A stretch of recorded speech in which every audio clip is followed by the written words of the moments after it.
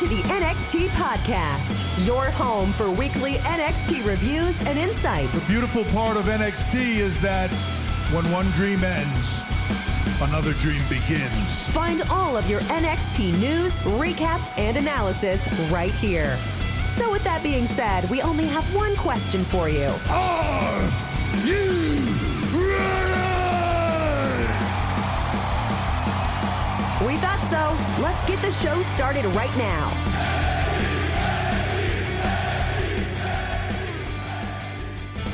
Oh, boy. Hi, guys. NXT Podcast.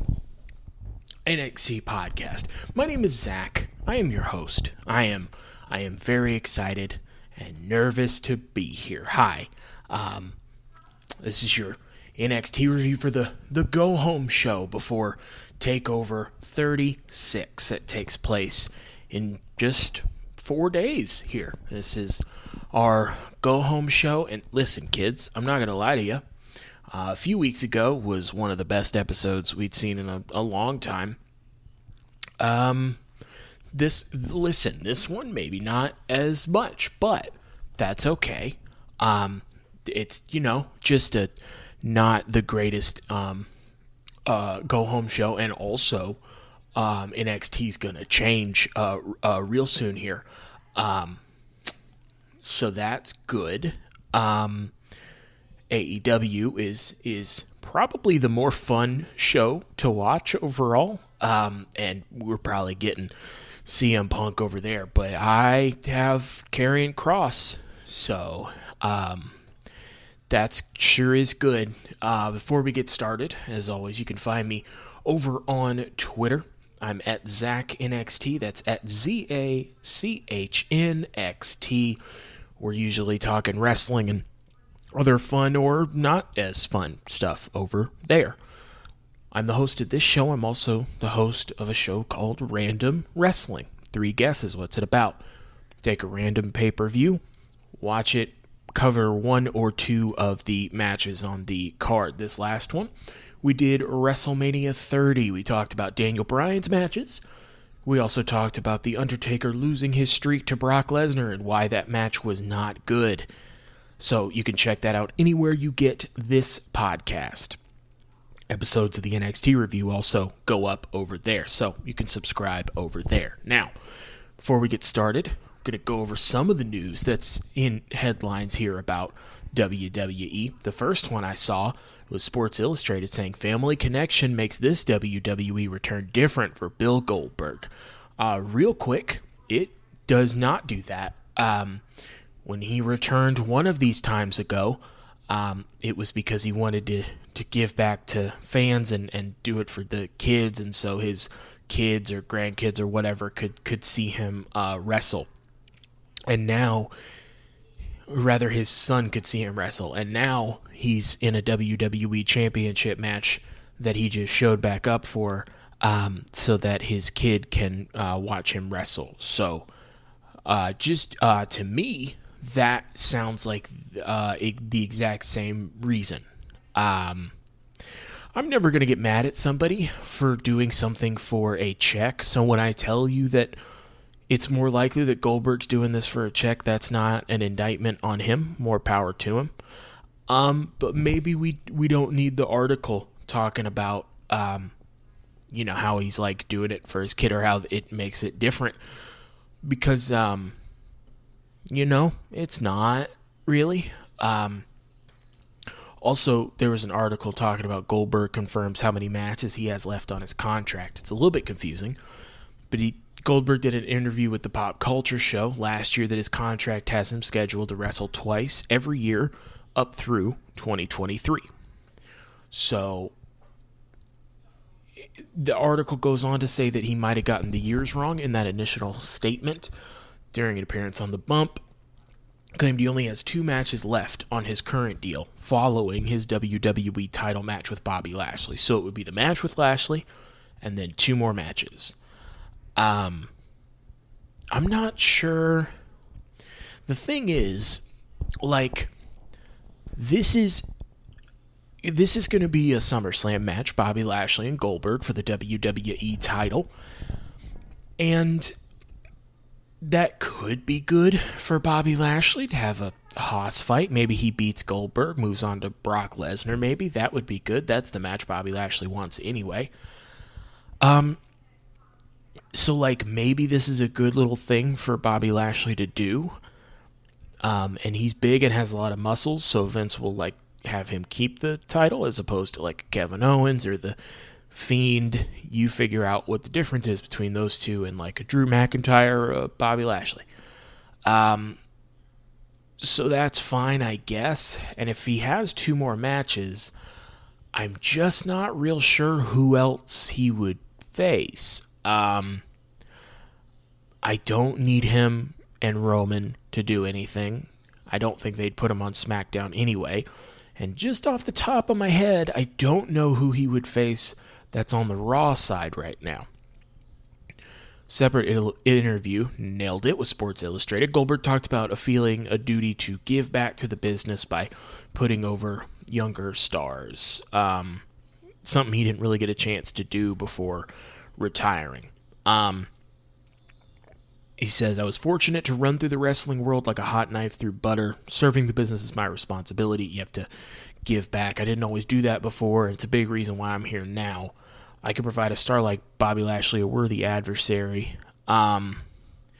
He believes there's a talent on the cusp of stardom, and he's here to elevate them to the next level. Now, that is an excellent sentiment, and that's a great way to think about the business and using your stardom for things like that. I don't know if Vince McMahon is aware of that plan, though, would be the thing, because that is not how Vince uses part-timers. Tony Khan over at AEW does use stars that way. So Chris Jericho's your first AEW champion. That absolutely made sense. And then he had fantastic matches with a bunch of people, and then Jon Moxley won it, and now it's Kenny Omega, and every champion has kind of helped it along. Sting, when he came in, was there to kind of elevate Darby Allin. Jake the Snake Roberts was there to kind of be a manager and mouthpiece for Lance Archer.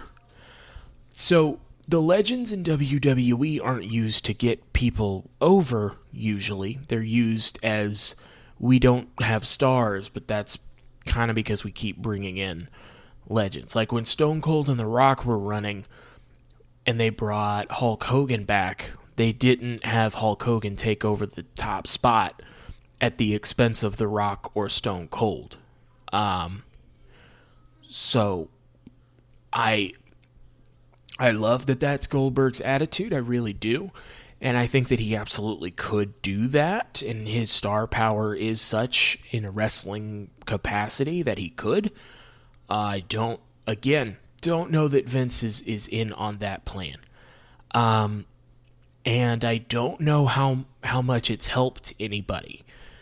It obviously didn't help Kevin Owens. Now, that's not Goldberg's fault. That's a decision that the company makes to take the Universal title off Kevin Owens at Fastlane and have Goldberg beat him to face Brock Lesnar in a match that did not need the championship.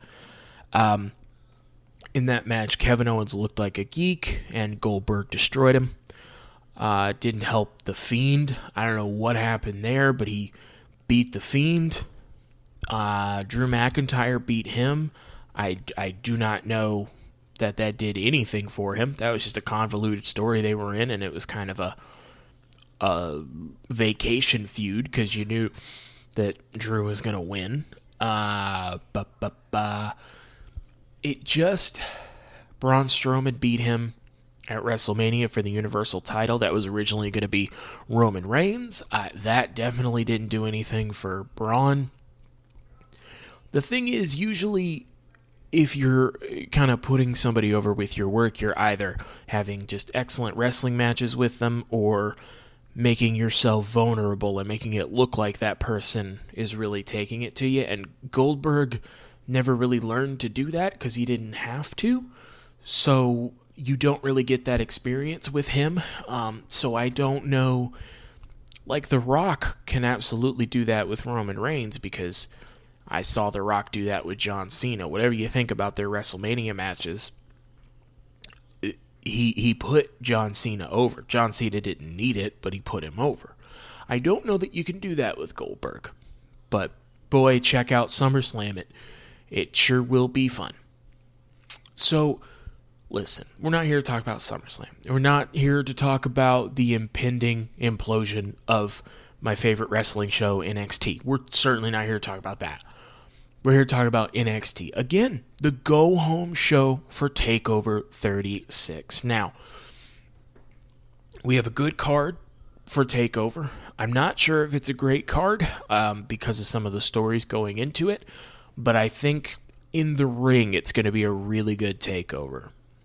So, we get a quick little update on some of the matches. Ilya Dragunov challenges Walter for the NXT UK title. If you haven't seen it, the NXT UK title is the best looking title in WWE. It's shaped like the WWE or Universal title, but it's got like a different design to it. It's very cool. Walter's been champion for years now. I think legitimately 2 years and change. Him and Dragunov, if you haven't nailed it, seen their first match, you need to do yourself a favor and go watch it because it's fantastic. And I think this one's going to be no different. It's probably the biggest stage that this match has been on. That's going to be great. That's going to be match of the night. Dakota Kai challenges Raquel Gonzalez for the NXT Women's title. A couple weeks ago, they did a vignette after Dakota Kai turned on Raquel, and it was a produced video. And I said it made me want Dakota Kai to win the NXT Women's title. And then they had her cut an in-ring promo, and then this week had her do like an interview with Raquel. And it's made me want her to win the title less because it didn't have that same energy, which is kind of the opposite of how you want it to feel. NXT right now feels like when you were a senior in high school and you were already going to graduate, so class was kind of a formality. Like there's kind of a foreboding sense of stuff's going to change anyway, so maybe we're not working as feverishly as we were before. So everything kind of feels as everybody's anxious about changes that are coming. Cameron Grimes challenges LA Knight. So this is for the $1 million title, but also if Cameron Grimes loses again, then Ted DiBiase has to become LA Knight's butler. That was also agreed to by Ted DiBiase. I don't know about you, but if I were Ted, I would have said no to that. It would be pretty funny to see Ted DiBiase be in the Virgil. That would be funny.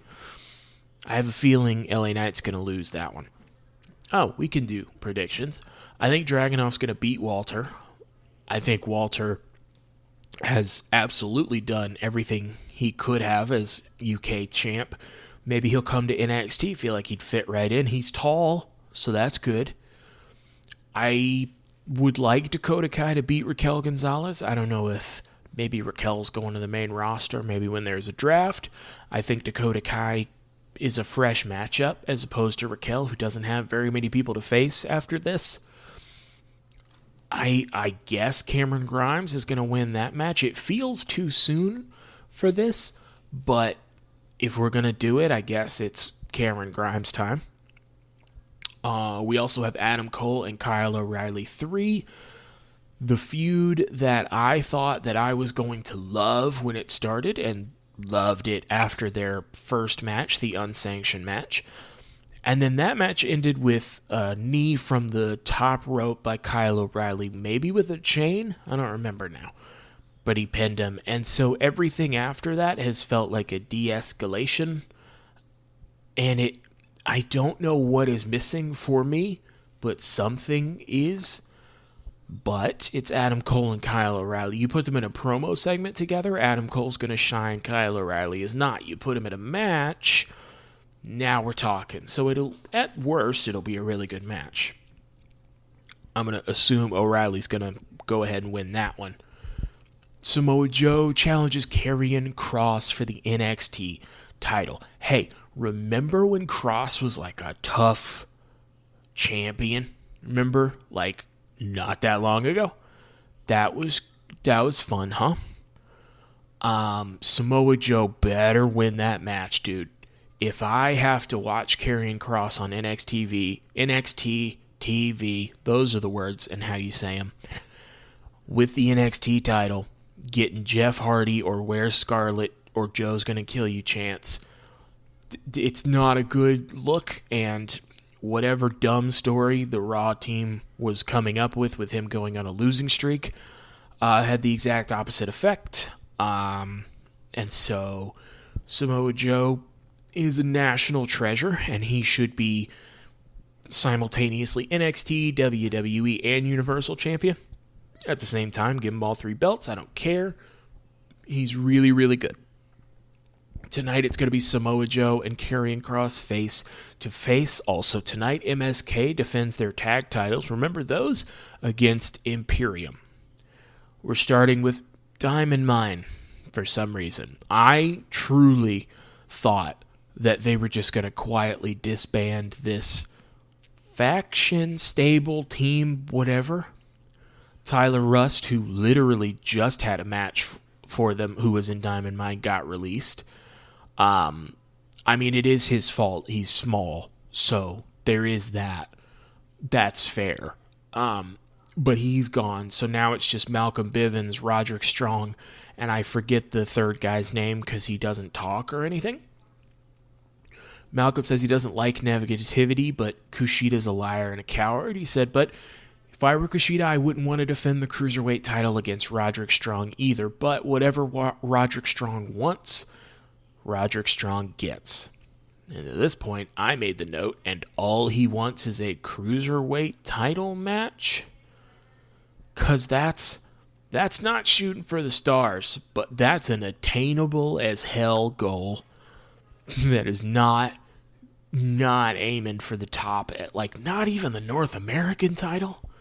Like, I know Swerve's busy with Legado del Fantasma and Santos Escobar, but you would think that you would, like, at least want to get that. You wouldn't want to go for the least important title, singles title, but the announcers tell us that Kushida is not medically cleared tonight, so it's an open challenge.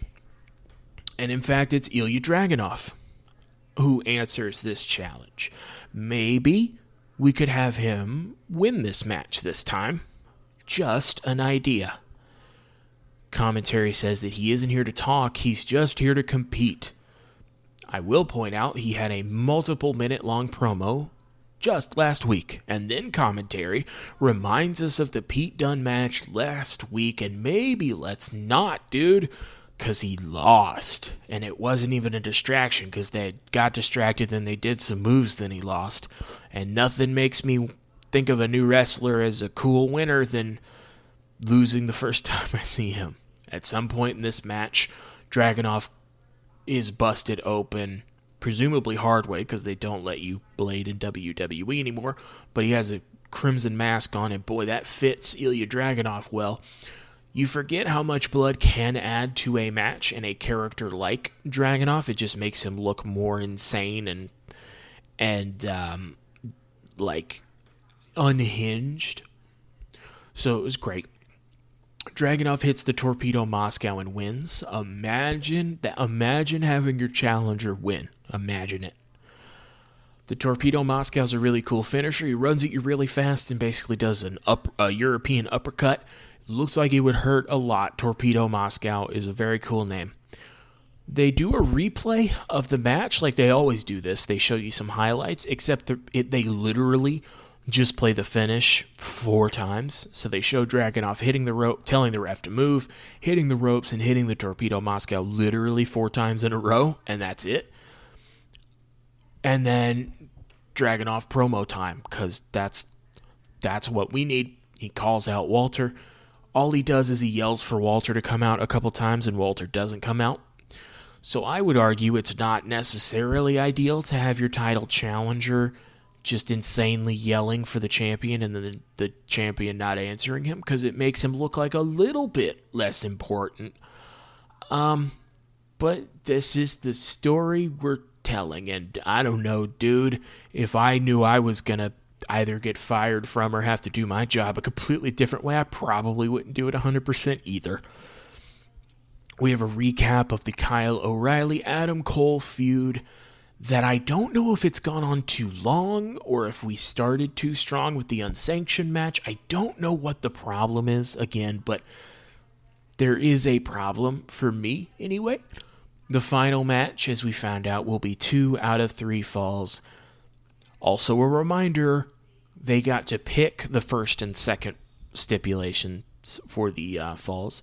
Kyle O'Reilly picked first, and I need you to never forget that Kyle O'Reilly picked a regular match, dude. Because, boy, that's Kyle O'Reilly. Kyle O'Reilly is a regular match. Second fall, Adam Cole picked a street fight. And then they started brawling. Security separated them. Regal yelled that the third fall, if necessary, will be a steel cage match. For everything that this feud has not been, in the ring, it's been really good. And so a 3 Stages of Hell match is a really good stipulation. They don't use it very often. Seems like it would be a nightmare to do because you're doing 3 matches in one. But if anybody can do it, it's these 2 guys. And I think it's going to be a really, really good match. There's a video package of Kyle O'Reilly and Adam Cole talking. Kyle O'Reilly comes off as just like he's reading something off of a piece of paper. And Adam Cole comes off like he was given words to say, but he makes them come to life. And I don't mean that in a Kyle O'Reilly's bad sense. I just mean that, like, this is the opposite of the Paul Heyman method of putting forward your strengths and pulling back your weaknesses to hide them. They've consistently put Kyle O'Reilly in promo situations with Adam Cole, and a lot of people would be made to look worse by that, but especially Kyle O'Reilly, who's not a promo guy. Kyle O'Reilly's an excellent wrestler. He has a lot of charisma. He does a lot of good, like, physical work and physical comedy. He's not a promo guy. And if you have a guy who's not a promo guy, you don't want to put him in there with one of the best promos on your show and in your company. It makes him look bad every time. During the video package, they show a few clips of the Undisputed Era. Rude to put Bobby Fish in there after you fired Bobby Fish. Although in WWE's defense, Bobby Fish is small and old, so it is Bobby Fish's fault. Again, shame that all these guys are small.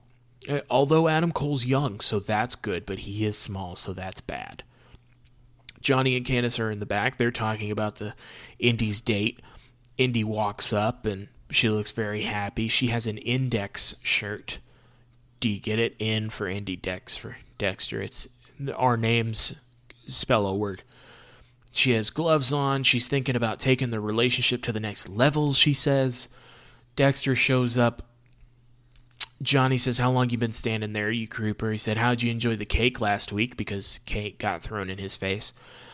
Indy says that he loved the cake. He even had room for pie. Now, Index walks off, and Johnny and Candice make it abundantly clear that they checked the menu. There was no pie on that menu. So, that was a good joke. God bless everybody involved in this bad story, because Johnny and Candice are sincerely doing a fantastic job. There were a few times during this that I laughed at Candice and Johnny and what they were saying. And this is a bad story where they immediately reversed a match stipulation that hasn't been interesting with characters that aren't necessarily the most interesting. But because of Johnny and Candice and Indy and Dexter, they've made this crap sandwich into something more appealing. So that's good. Frankie Monet is out with Jesse Kamea and Robert Stone. I'm going to be honest with you, I think the story is that Frankie Monet has been or is taking over the Robert Stone brand. But one, it hasn't been on the Hulu cut, which is what I watch, and two, I don't think I would have cared if it had been. I wasn't familiar with Taya Valkyrie, Frankie Monet's work before WWE. She's good. She's good in the ring. She's fun to watch, but this character is is annoying, not in a heel bad guy way of I want to see her get beat up, but in a I don't want to watch the show when she's on it, and she's very talented. It's just a nothing gimmick she has, and nothing screams you don't have anything important going on than being associated with the Robert Stone brand. So I feel like Robert Stone is talented enough as a manager that you could have done something serious to him, or with him rather, but that ship has sailed, so we might as well do whatever this is. So they're out. Dexter Lumis and Indy are out next. They're going to be a team together now. Earlier, Johnny said that if they really want to take it to the next level, they have to build chemistry as a team, and Candice and Johnny would know. So they are out. Indy ends up putting the silence on Jessi Kamea, that chokehold that Dexter does, in the ring. Dexter's outside the ring. He puts the same move on Robert Stone. So Indy and Dexter win that match. Dexter does his creepy, crawl into the ring, and Indy does it back.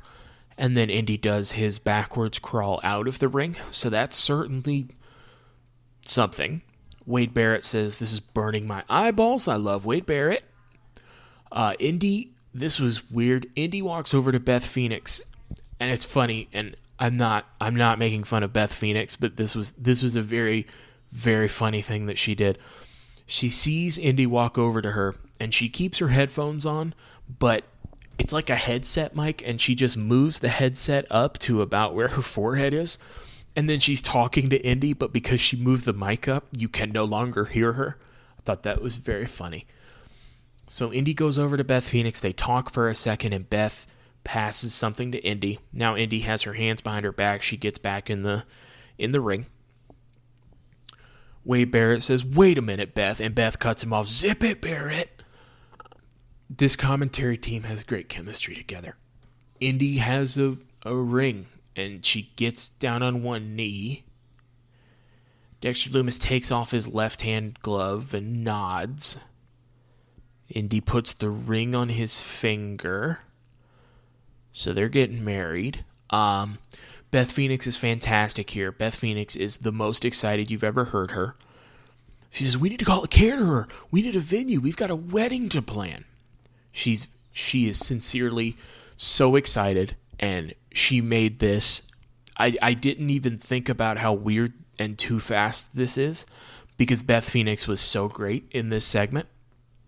I'm really glad she's in NXT.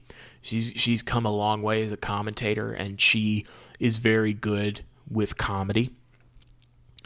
It's weird to have Indy and Dexter go on one date and then get married, but then again, it was weird to have a match where you can't see each other anymore if Johnny wins, and then Johnny wins, and then you just ignore it. So you, wasted my time as a viewer, so, why wouldn't they get married, you know? I don't know if we're heading towards an Indy and Dexter versus Johnny and Candice thing. Johnny and Candice are both better than that story.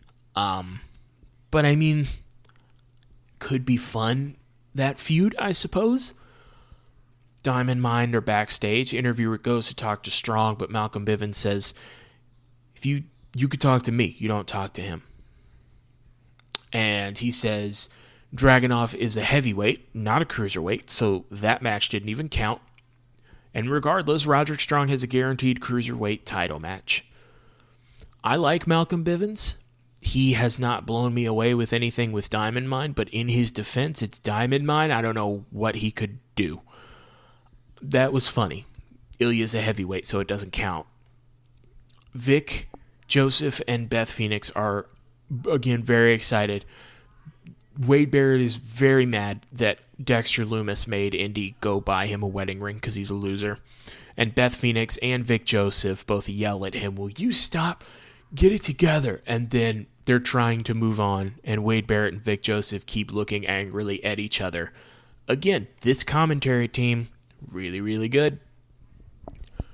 Back from commercial, Duke Hudson is in the ring at the end of his entrance music. Carmelo Hayes is in the ring already. This is the last match before the finals, actually. These two dudes are both going to be really, really good. We are now, before the result of this match, we are at the three finalists that I thought would have the best chance to be stars. Odyssey Jones eventually, Carmelo Hayes, and Duke Hudson right now. So regardless of who won this, although I thought it would be Carmelo Hayes, I think all of these guys are going to be fine. They're all super charismatic. Odyssey Jones is probably the worst in the ring because he's green, but he's still really fun. And they're all, so Duke Hudson and Carmelo Hayes are fantastic. So whoever wins this match and whoever wins the tournament almost doesn't matter because all these dudes are going to be fine.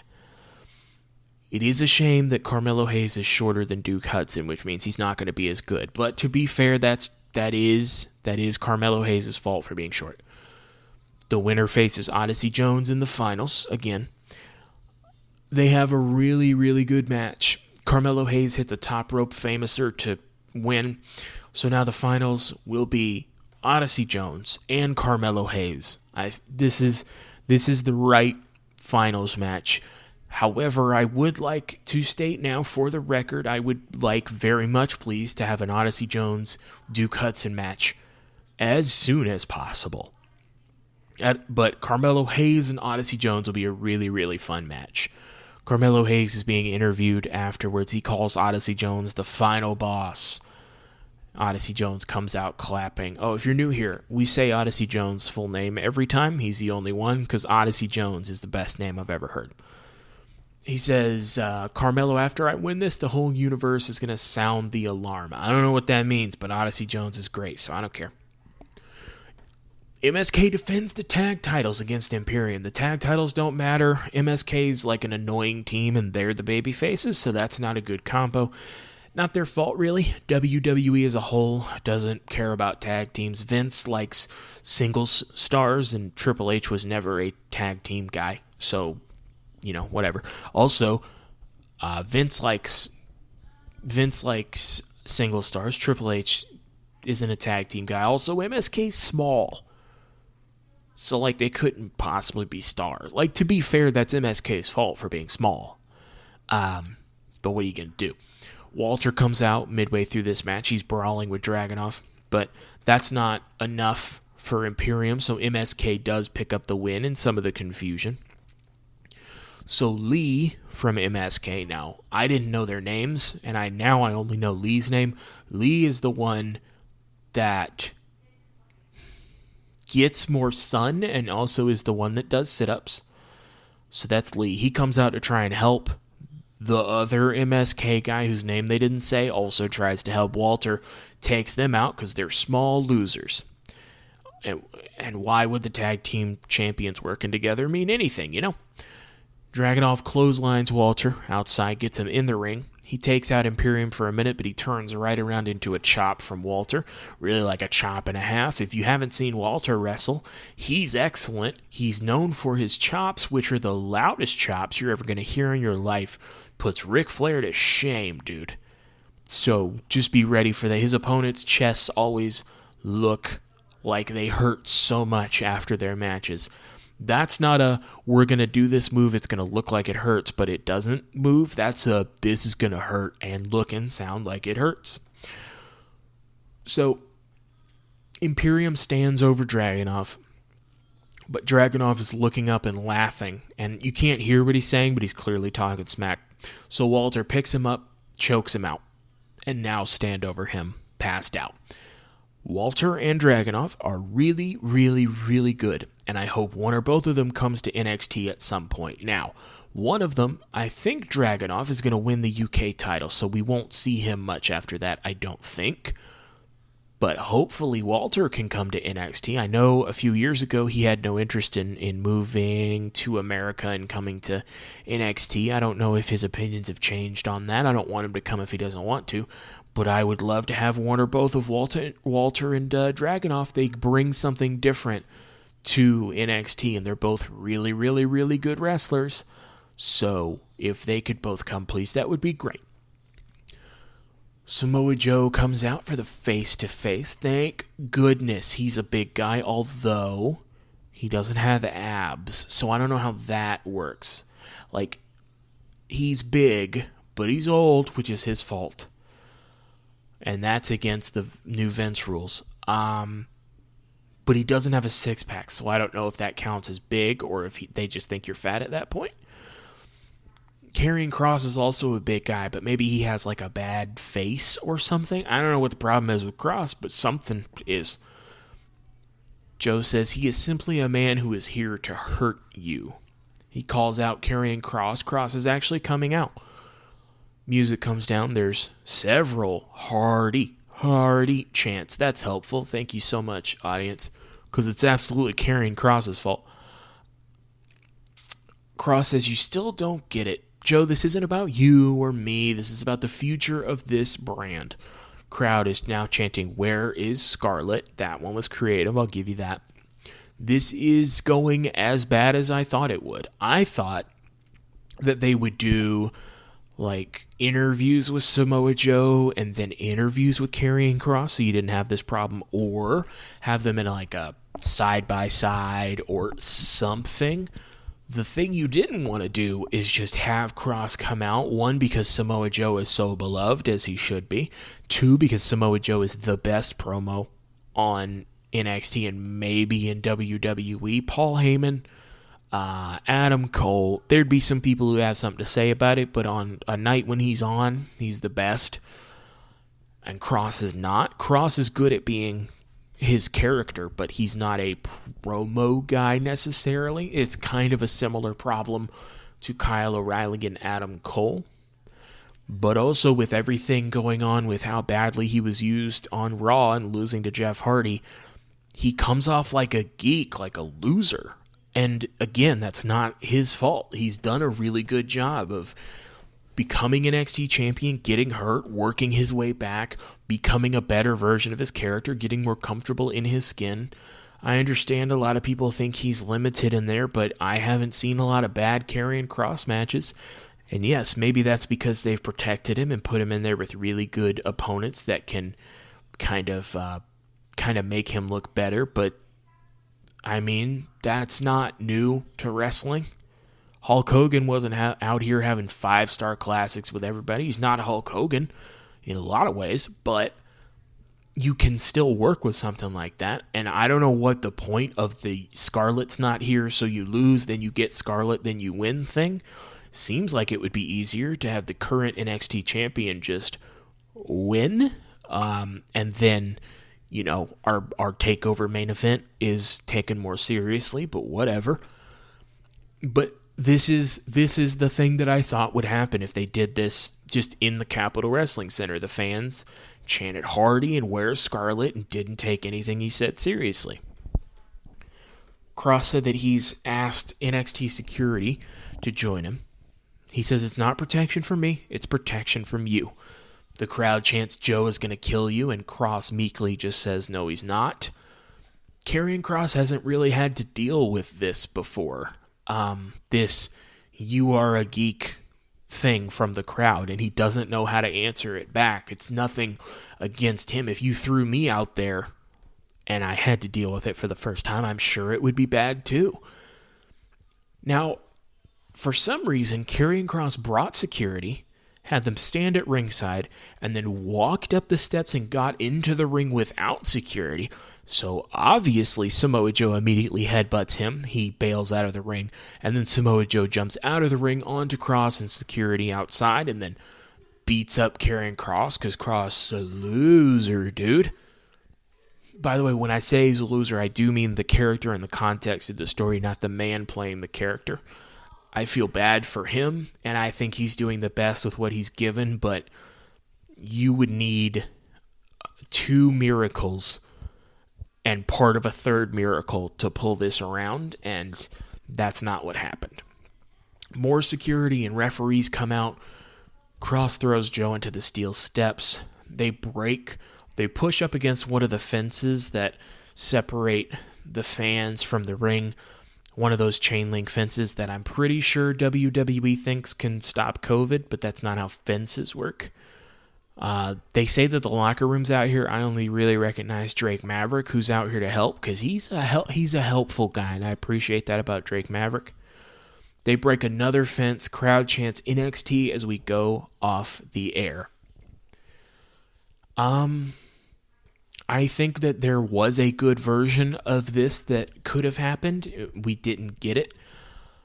I'm not more excited to see any of these matches except Carmelo Hayes and Odyssey Jones. And a go-home show's purpose is to make me more excited to watch the pay-per-view, not less. And I have trouble even putting that much blame on Triple H or anybody, because the quality's been going down, but just a couple weeks ago we had a fantastic show, and then all this stuff with Vince and the brain trust of WWE comes out, and yeah, I probably wouldn't be putting out a great show right now either. Fact remains, I'm not particularly stoked to see TakeOver 36. I am excited to see Joe win the NXT title, and I'm hoping Dakota wins the women's title, and I'm hoping Odyssey Jones and Carmelo Hayes can put on a really, really good match, and then immediately Duke Hudson and Odyssey Jones start a feud. So there's a lot of stuff I'm looking forward to on this. I'm looking forward to the end of the Adam Cole Kyle O'Reilly deal, but I don't think this worked as a go-home show. But we'll see on the 22nd is TakeOver 36. I want to hear what you think. What do you think about this as the go-home show? What do you think you could have done differently, especially in that main event segment? Fix that. Or let me know what you think of TakeOver here on the 22nd. Again, at ZachNXT, at ZACHNXT on Twitter. Also, do me a favor and please go check out Random Wrestling. You can rate and review this podcast and subscribe to Random Wrestling and do the same over there. Again, last week was WrestleMania 30.